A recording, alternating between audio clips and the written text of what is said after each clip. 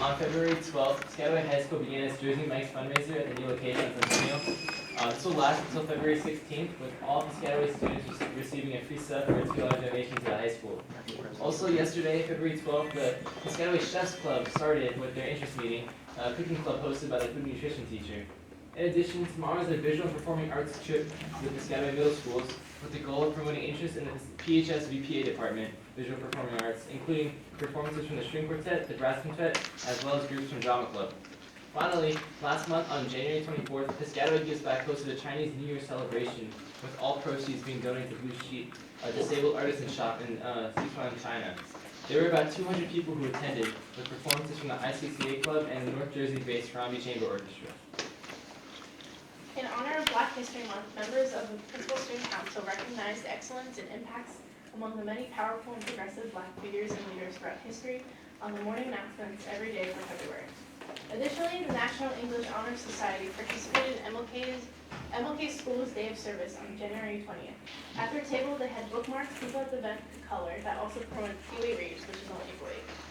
There was also an opportunity to write a letter of gratitude to someone you're thankful for, and an assortment of coloring pages related to MLK.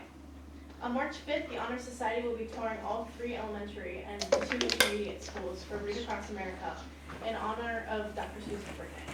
There they will spread the joy of literature and read to students.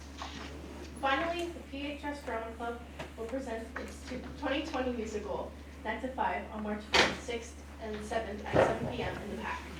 The music is written by Dolly Parton based on the 1980 movie 9 to 5. She also starred in with Lily Tomlin and Jane Fonda.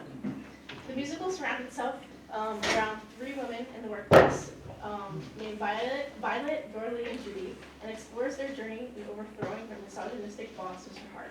It is a story of recognizing self-identity, finding one's worth, and female empowerment.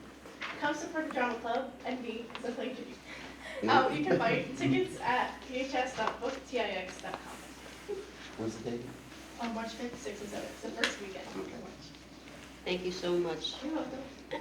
So you could buy those tickets online at that, if you go to the high school website, there's a little link to that. I also want to comment on Timothy, what he said about the a cappella festival, or the concert, the music festival that you talked about. That has been growing more and more every year, and it's been really a joy to see how well our students do in comparison to even college people who come and sing. So it really is, we're very, very proud of that. So thank you for highlighting that. Thank you. Thank you. Thank you for your report. Are you guys hanging around, or are you leaving?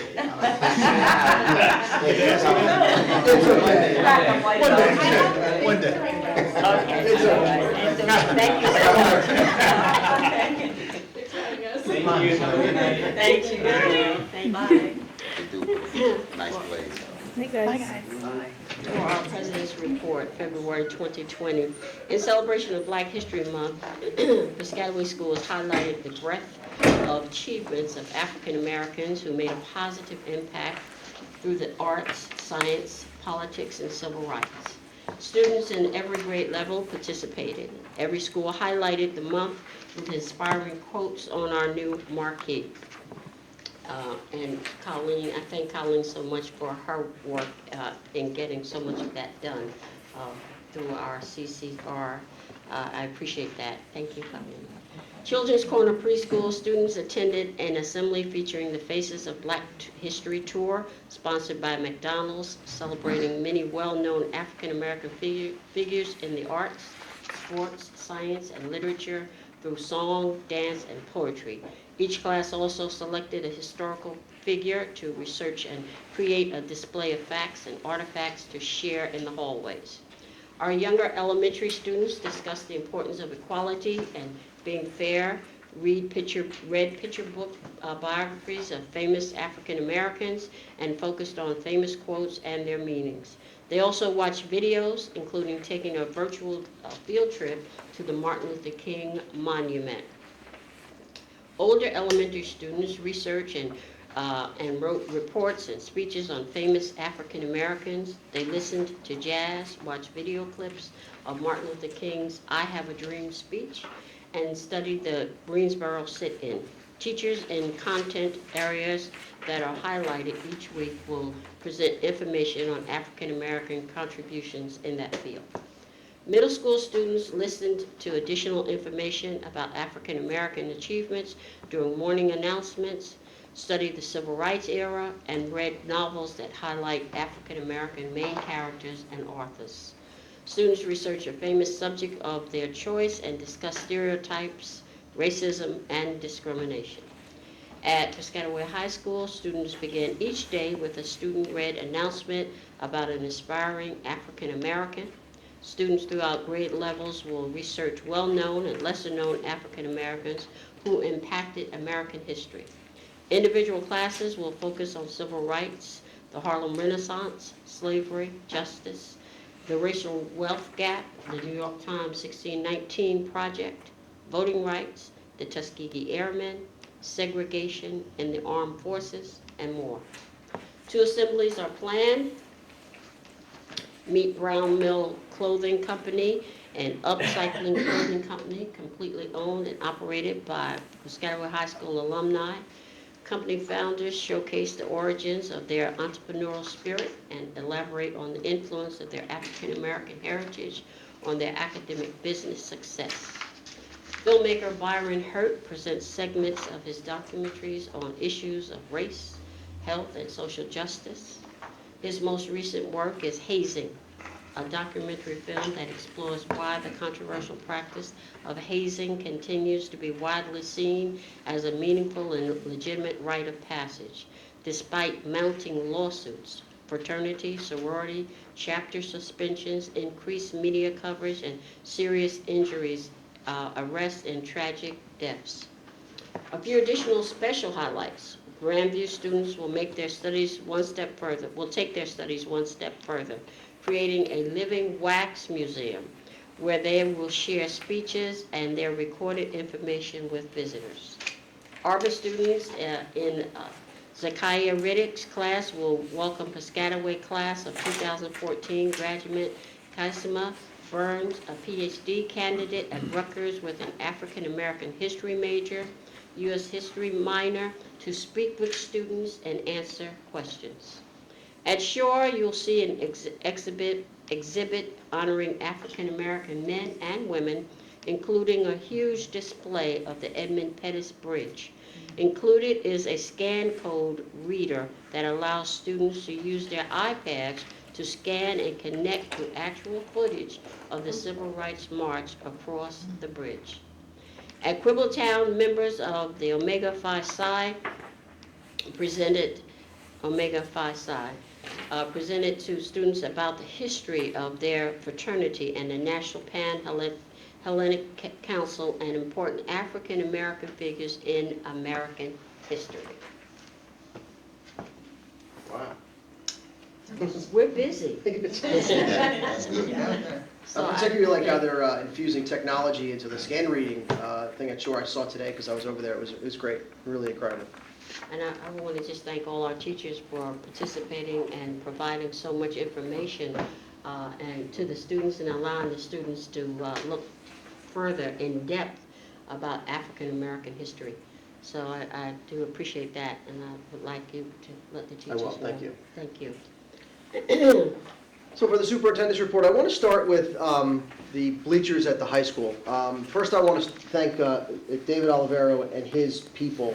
As we continue to improve the district, the high school bleachers probably were the original ones that were built for that football stadium, and they were out of ADA compliance, and they needed a lot of work. So as we undertake the project to replace the bleachers, I really want to thank, again, David and the finance department, working with the architects and the construction people.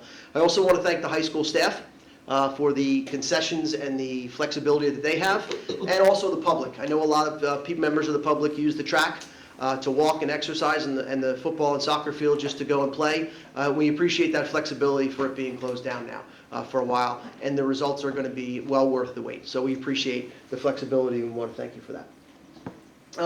Once again, the superintendent's report, which is printed and available on the back table there as well, is filled with articles about wellness, kindness, volunteerism, and achievement.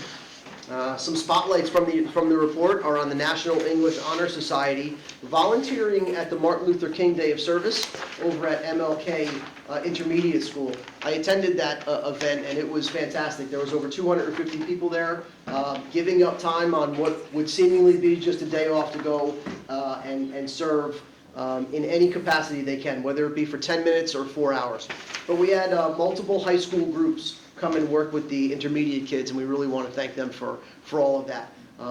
Making dog toys and messages to children and Army and armed services people. We really appreciate that. So, other highlights, Randolphville and Grandview, they have fitness and wellness programs. We really want to, as one of our district goals, we want to make sure we promote district wellness and fitness, and they're taking that for after-school events, night events, morning events, so we really appreciate that work.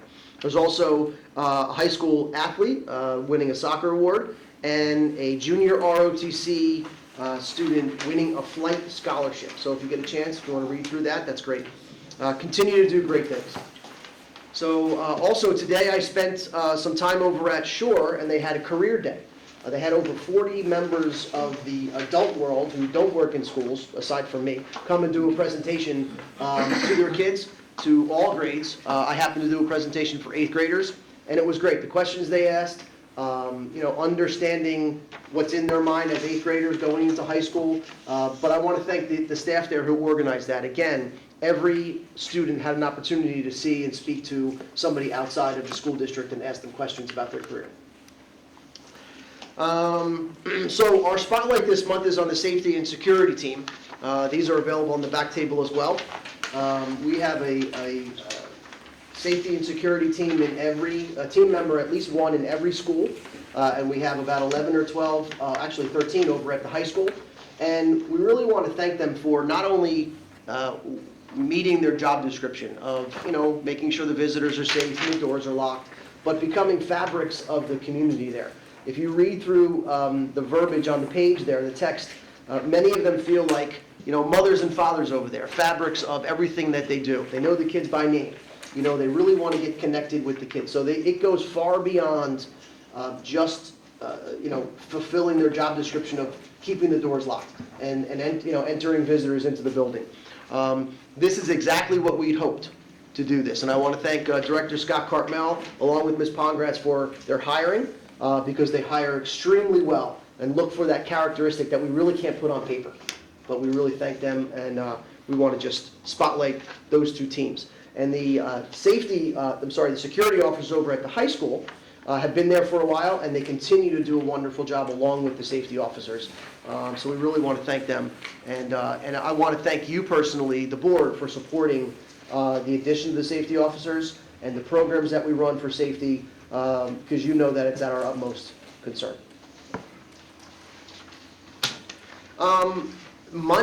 This coming Monday, our students are off, but our staff has a full day in service.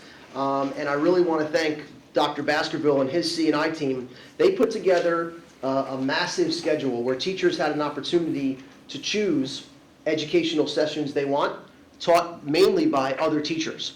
So what we really wanted to try to do is have a grassroots effort to where everybody was engaged and want to go learn something from their colleague. Bill, do you know offhand about how many sessions that you have or different programs? We have 65 teachers. So he solicited for teachers to do a program, his department, and probably more than 65, but they settled on 65 appropriate sessions about what they do in the classroom, getting to know kids, the joys of teaching. One of these sessions are, right, and that's done by a veteran teacher.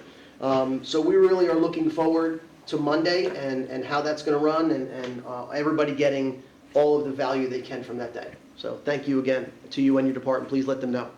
Okay. I'm going to end my superintendent report on some sad news, unfortunately. A 4th grader over at Arbor, Glenn Barron, passed away this past month. Glenn had 2 siblings in the district, one at Quib, one at Grandview. And our district family is offering all the supports that we can to the family and the students. So I would like us all to honor Glenn with a moment of silence.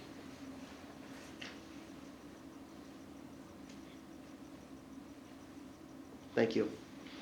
I also, thoughts go out to our neighboring districts, Carteret, East Brunswick, and Middlesex. All lost students recently in tragic accidents in January. So please keep their districts and families in your thoughts. And that concludes my report. Thank you. Personnel and Labor Relations, Alvin.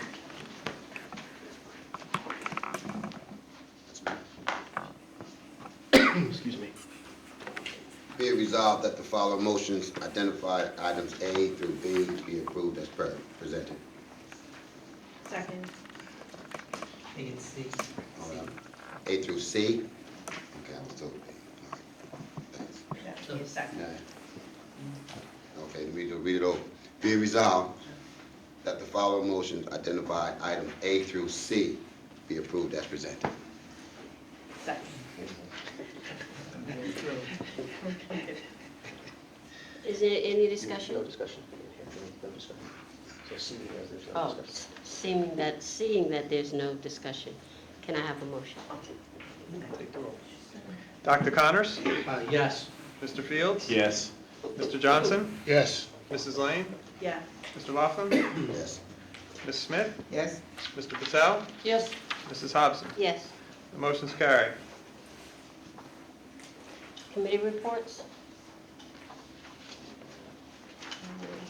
So all four of our committees did meet. So we have 3 reports and sort of a half of one, and we'll get to that. So we're going to start with curriculum. Dr. Baskerville, can you give a synopsis of the curriculum meeting for me?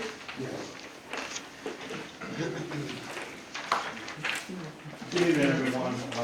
Due to the change in the schedule in the high school, the honing in on the academies and also pathways into the honors classes, we're adding 10 electives to the high school course catalog. I just want to, they're listed in here, but I just want to just highlight a couple of them that seem to, the committee was very excited about. One of the new courses that we're adding is Aviation Honors Ground School. And Chief Mahoney shared that this course teaches the material that's necessary for the written portion to acquire a private pilot's license.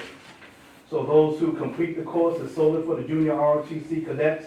And when they are done, they will have satisfied the prerequisite of the ground portion for a private pilot's license. They will only have to go to flight school after that.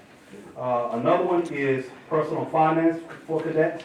And we found that is interesting, is collaboration between the junior ROTC and the business department. And the personal finance district curriculum was integrated with the junior ROTC material. And a business teacher will go into the junior ROTC classrooms to co-teach with that particular class. Another thing that we saw was very interesting was American Sign Language. It meets the world language requirement. And it started off as being a club at the high school for 2 years, but it caught on and now it moved to an actual course that we're going to take. And also, the adults in the room wanted to see if they could possibly have something too, so we said we would speak to community education and see if there was a possibility that could be added somewhere during their course add-ins as well. And also, we have facing history in ourselves with the certain societal issues that are faced with us today. The teachers will think that it's a good way to put in a very constructive way to use the past and the present for students to discuss and look at societal issues. And there are certain name changes that we have for certain courses. One of the things I just want to bring up is AP Physics to AP Physics Calculus. And the reason why the name is being changed is because the course is already calculus heavy and it's calculus based. But we wanted to make sure that it was reflected on the student's transcript and it also will align with College Board. Thank you, Dan. Thank you. Bill? Well, if I could just add, under the curriculum committee is a ad hoc committee for Piscataway Reads, and we met the other night.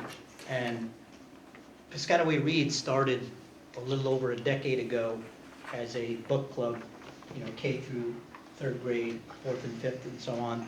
And each year it has a theme, and this particular year the theme is for the love of books. And the student representatives mentioned that it's going to be April 8th. 2020, and it starts in the Performing Arts Center. And something new this year, it's going to be neat for about 45 minutes.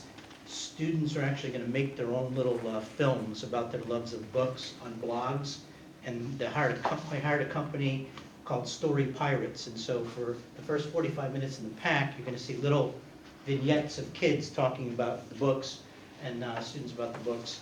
And that's coming up April 8th. And if you want to volunteer just to go out, parents do bring books to drop off, because that's how it kind of started, like bring a book, and then they all get books there as well. And anyway, Piscataway Reads is April 8th, 2020 at the high school. And let's go on. Mr. Bashford, thank you again. We talked about the aviation course, obviously being Black History Month. We talked about, over the summer, they have the Black Airline Pilots Association, which they do kids for free. They just have to sign up over the summer and do an admission form to go and sign. And then, again, here in New Jersey, we have the first Black female that owns our own flight school. And also, I want to talk about the sign language. Thank you so much. We talked about that while at the convention. It's something that they were trying to get students to in language arts, to reach out to people, especially if they're having difficulty reading. It was a great hands-on, but we just don't have enough people that are certified in the state, which is a huge problem. But it's tremendous continued success, and thank you for all your help. Thank you. Next committee, the Culture, Climate, and Community Relations. I'm very honored to chair this committee. We met on January 21st to discuss the pending projects, including the positive messages at Kanakamak, Black History Month messaging, and the Rutgers partnerships. In order to align with our goals, we discussed 4 topics. Positive messaging at Kanakamak. School administration is working with the staff and Junior National Honor Society students to select messages. Students are experimenting with painted calligraphy to apply positive messaging in the restrooms. I saw examples of those positive messages being done at the Martin Luther King Day when I visited at Martin Luther King School. It's phenomenal. Black History Month messaging. During Black History Month, all schools work together to showcase positive messages from prominent African Americans on their marquees. And I passed by Shore the other night and saw Dr. King and the messaging there, which was wonderful. 3 is Rutgers and corporate partnerships. So administration shared a follow-up with Rutgers Division of Diversity, Inclusion, Community Engagement, also known as DICE, to provide student volunteers for Education Foundation and school events. Discussion took place regarding Susan Robeson, that is Paul Robeson's daughter, right? Granddaughter, appearing at Piscataway Reads to share her book about Paul Robeson. Updates for a presentation on preventing hearing loss from a local company, Signia, also took place. And we also spoke about volunteer outreach. The committee discussed the appropriateness of Sign Up Genius, which is a tool to engage folks to sign up for district events, census job outreach, and district vision services. Thank you. Thank you, Policy committee met. I know they didn't do any business. Do you want to give a synopsis? Okay, the policy committee met on February 4th to introduce new committee members to recent accomplishments, including the reorganization of the district policies through Strauss-Esme to be introduced this month, and to begin planning policy review through the end of the year. Thank you. And to follow up on that, our Strauss-Esme policies for the district will be live this month. They are our policies. What I mean by live is on the district website, and I will be sending out a message to the entire school community, parents, staff, regarding the importance of our policies. And please, check out the newly revamped Strauss-Esme policy process. Thank you. Fiscal and planning. Yes, I chair the Fiscal Plannings and Operations Committee, and I'm honored to have that privilege for the last half a dozen years. And we are a board of committees, and I want to thank our liaisons with the administration, because every committee has a admin rep. Ours is the business administrator, obviously. And we met on February 5th, just this past week, and we talked about the 2020-2021 budget process, capital projects, and other ongoing projects.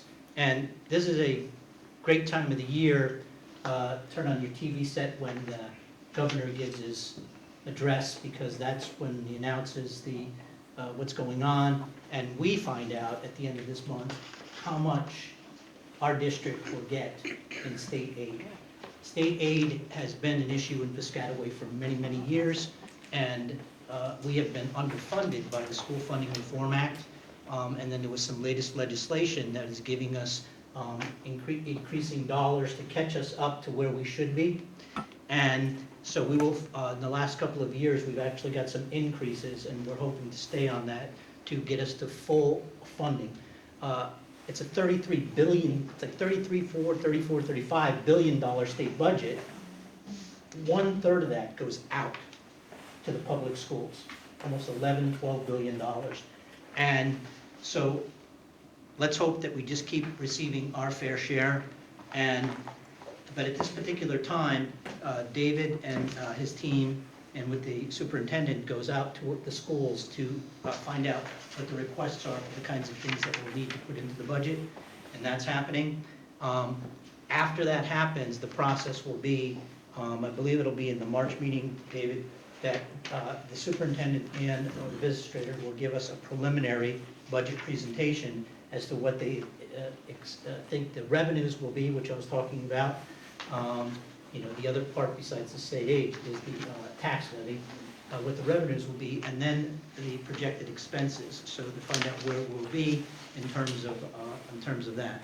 And then that budget has to be approved by us as a preliminary budget to go to the county, and in March that gets approved, and eventually we adopt a final budget. As I talked about in the state aid, is that I feel strongly, having been on the board for a long period of time, that board members and everyone educate themselves on state aid, because there's a history of why Piscataway isn't receiving the state aid, and there's a formula. And the more we know about things like adequacy budgets and local share, the more that we will be able to see how well we're doing versus other districts in the state. Capital projects. Piscataway's been in a really good spot, because as we have done our year-on-year, July to July budgets and then done our audits, we have done quite well. I'll give you an example, with being one of the first in the state to go to self-insurance. And because we went to self-insurance, when it comes to that July period, we were able to put money into our capital reserve. So we have had a healthy capital reserve fund over the last bunch of years, and so that puts us in a position to do the kinds of things that the superintendent just talked about, where we can now finally replace non-American Disability Act bleachers that not only the school uses, but the town uses for 4th of July celebration, et cetera, for everybody uses that facility. And God forbid if something were to happen where somebody right now would fall through those bleachers. In another volunteer position, I sit on a state insurance group where districts have been sued with millions of dollars because they are not compliant and making themselves compliant. Other capital projects that are going on, now that we are past a certain money allocation just from the capital reserve, we're looking this year to now look at another area. It's based at first on safety and then on public use, is that all of our middle school auditoriums are going to be upgraded, and the public uses those as well. So that's going to be happening. The next item is Synergistic LLC. In the time that I've been on the board, it's been difficult. We all get our PSE&G bills, for gas and electricity. We kind of understand them, right? We pay the bill, et cetera. With our equal payment plans, we pay that. Well, in my time on the board, we never really understood what the energy baseline was for the district. And David being the looking out, and there was a company out of Texas called Synergistics, and now we hired them for a 5-year contract last year, and then we have a representative out in the schools actually that established over this period of time an energy baseline. And the contract that we have with them is that we pay them through the money that they save for us. And then there's going to be a threshold at which we might be getting money after that. But I think so far, just in this past year, think about it, there have been like $270,000 worth of items. And these are simple things like, hey, when you leave to go out, please close the door. Hey, when you're leaving the classroom, please shut the lights off. Hey, can you shut the computers off? The lights are on in a parking lot at the high school when nobody's there. And these kinds of things are building up. They built up so far to $270,000. So thank you, David, for identifying that company. That's been great. And then transportation, last year we went to Layla Transportation. That's been working out really, really well this year.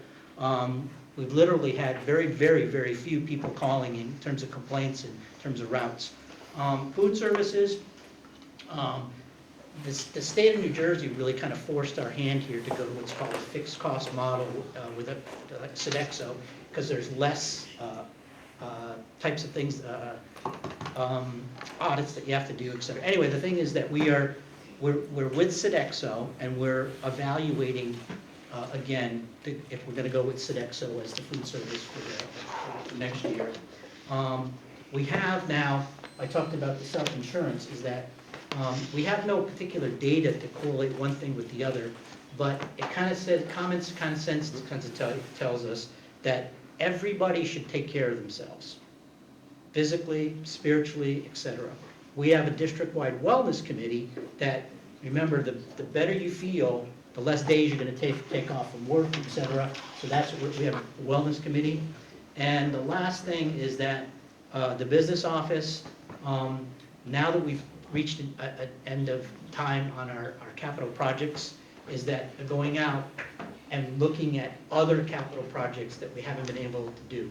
An example would be, a couple years ago, we had a committee to look at doing a very comprehensive 20-year bond up at the high school, where the inside, the gyms would get done, the bleachers would get done, the tennis courts would get done, there'd be an 8-lane track, there'd be locker rooms out underneath the bleachers, there'd be a concession stand, there'd be lots of things. That didn't happen, so we're doing it piecemeal. The bleachers is the last part of that piecemeal.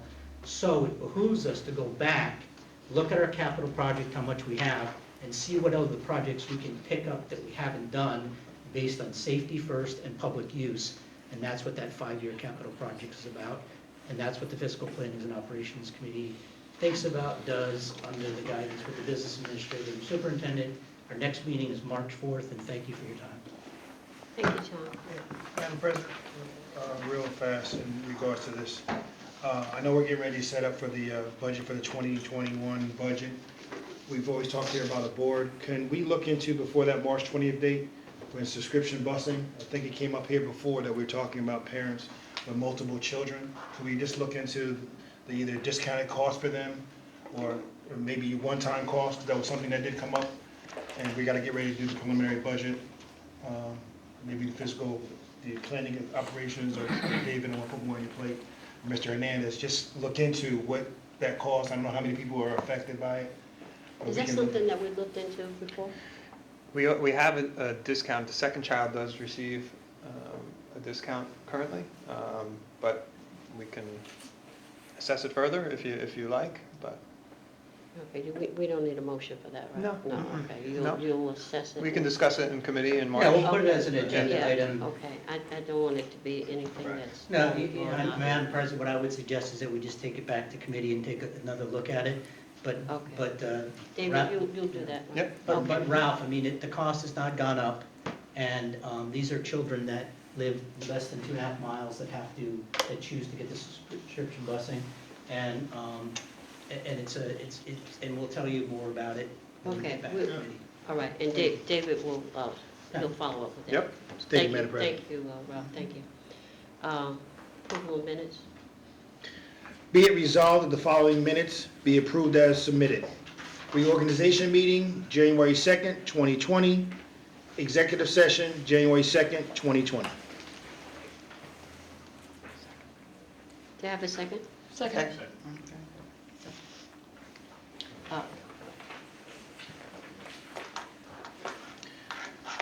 Be it resolved. Yeah. All in favor? Aye. Will you call the roll? Any opposed? All in Any- favor? All in favor? Aye. No opposed? Be it resolved that the following minutes be approved as submitted.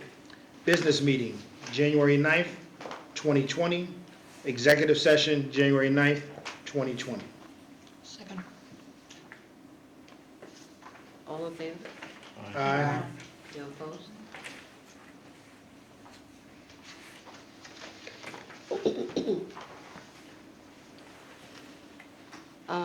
Public comments from the floor? Board of Education recognizes the value of public comment on educational issues and school matters of community interest.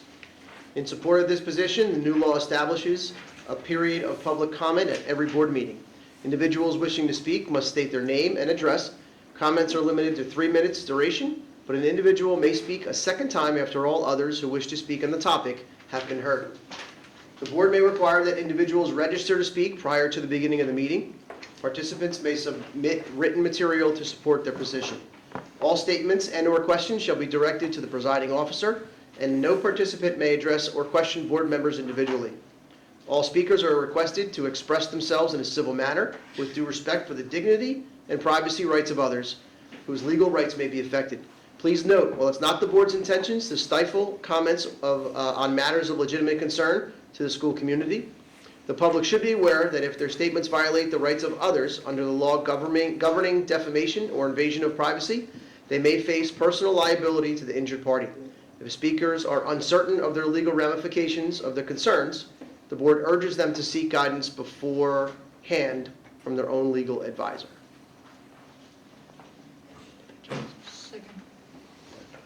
Do I have any individuals from the floor that would like to address the, please come up to the podium. Good evening. And please say your name and address. I'm Louise Huckabee. I reside here in Piscataway for the past 45 years. But I'm glad to see our former mayor here. He was the mayor when I moved here. And Ms. I'm Huckabee, here can I, because I Ms. have Ms. Huckabee? Huckabee, I'm sorry, can have I just an get your address? invitation. Pardon me? Can I get your address? I'm sorry. your address. I live at 4209